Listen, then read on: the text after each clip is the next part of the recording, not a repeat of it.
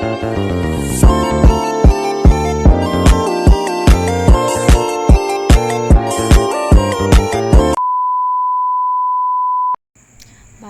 baku dan tidak baku. Bahasa baku.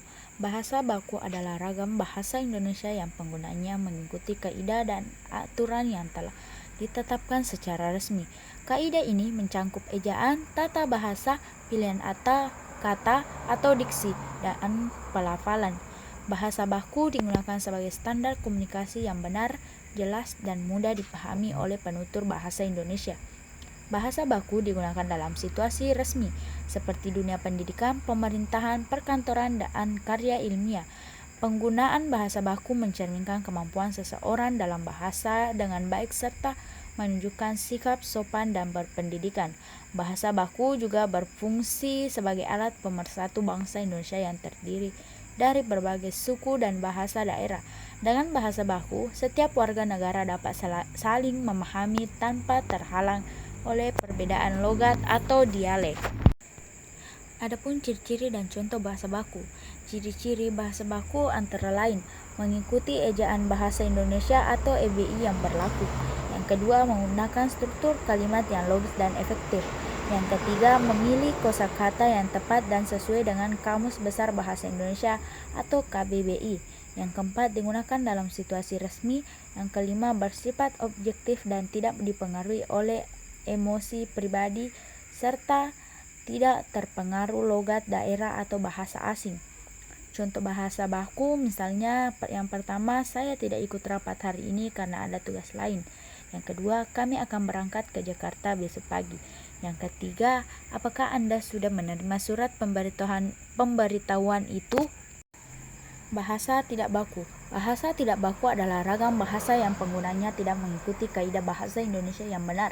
Bahasa ini muncul karena pengaruh lingkungan, kebiasaan masyarakat, bahasa daerah, atau perkembangan bahasa gaul. Walaupun dianggap tidak sesuai aturan, bahasa tidak baku tetap berfungsi sebagai sarana komunikasi yang efektif dalam situasi non-formal atau santai. Bahasa tidak baku biasanya digunakan dalam percakapan sehari-hari, media sosial, pesan singkat, atau konteks yang bersifat akrab dan tidak resmi. Ragam bahasa ini menunjukkan kedekatan dan keakraban antar penutur, serta menjadi bagian dari dinamika hidupnya bahasa di masyarakat. Namun penggunaan bahasa tidak baku tidak disarankan dalam konteks resmi karena dianggap kurang sopan atau tidak profesional. Ciri-ciri dan contoh bahasa tidak baku. Ciri-ciri bahasa tidak baku yaitu yang pertama, tidak mengikuti ejaan dan tata bahasa yang benar. Yang kedua, banyak dipengaruhi oleh logat daerah atau bahasa gaul. Yang ketiga, menggunakan bentuk kata yang menyimpang dan kaidah. Yang keempat, digunakan dalam situasi santai. Yang kelima, bersifat ekspresif dan spontan. Yang keenam, cenderung bebas dan aturan bahasa. Contoh bahasa tidak baku. Yang pertama, aku nggak ikut rapat hari ini, capek banget. Yang kedua, udah makan belum? Yang ketiga, mereka mau berangkat ke Jakarta besok pagi. Yang keempat, gimana kabarnya? Perbandingan bahasa baku dan tidak baku. Bahasa baku digunakan dalam situasi resmi dan mengikuti aturan ejaan bahasa Indonesia, sedangkan bahasa tidak baku digunakan dalam situasi santai dan tidak mengikuti aturan tersebut. Bahasa baku menunjukkan kesopanan, kecerdasan, dan profesionalitas penuturnya, sementara bahasa tidak baku mencerminkan keakraban dan kehangatan dalam komunikasi sehari-hari. Jika seseorang berbicara di depan umum, menulis surat dinas, atau membuat karya ilmiah, maka bahasa yang digunakan sebaiknya bahasa baku agar pesan tersampaikan dengan baik dan terhindar dari kesalahpahaman.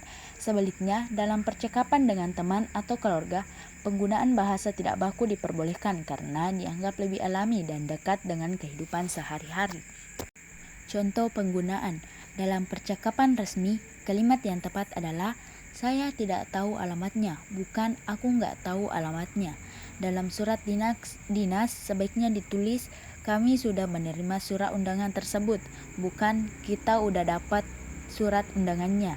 Ketika berbicara di depan kelas, guru sebaiknya menggunakan bahasa seperti silahkan duduk dengan tertib, bukan ayo duduk yang rapi ya. Perbedaan ini menunjukkan bahwa pemilihan ragam bahasa harus menyesuaikan dengan situasi dan lawan bicara. Kesimpulan, bahasa baku dan bahasa tidak baku sama-sama memiliki fungsi penting dalam kehidupan berbahasa, namun penggunaannya bergantung pada situasi dan konteks komunikasi. Bahasa baku digunakan dalam situasi resmi karena mencerminkan kesopanan, kecerdasan, serta kemampuan berbahasa dengan baik dan benar. Bahasa baku menjadi cerminan sikap nasionalisme sebab menjaga bahasa baku seperti menjaga martabat bahasa Indonesia itu sendiri.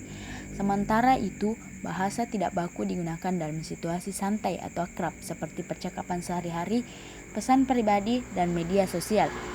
Bahasa ini berfungsi mempererat hubungan sosial, menciptakan kehangatan, dan memudahkan komunikasi antar teman. Walaupun tidak sesuai dengan kaidah resmi, bahasa tidak baku tetap memiliki nilai budaya dan nasional. Setiap penutur bahasa Indonesia perlu memiliki kemampuan untuk menyesuaikan diri dengan situasi berbahasa. Dalam konteks resmi, penggunaan bahasa baku menjadi tanda kecerdasan dan kesopanan, sedangkan dalam konteks santai, bahasa tidak baku dapat digunakan untuk membangun keakraban. Dengan memahami kedua bentuk bahasa ini, kita dapat berkomunikasi secara efektif, menghormati lawan bicara, serta menjaga kelestarian bahasa Indonesia sebagai simbol identitas dan persatuan bangsa.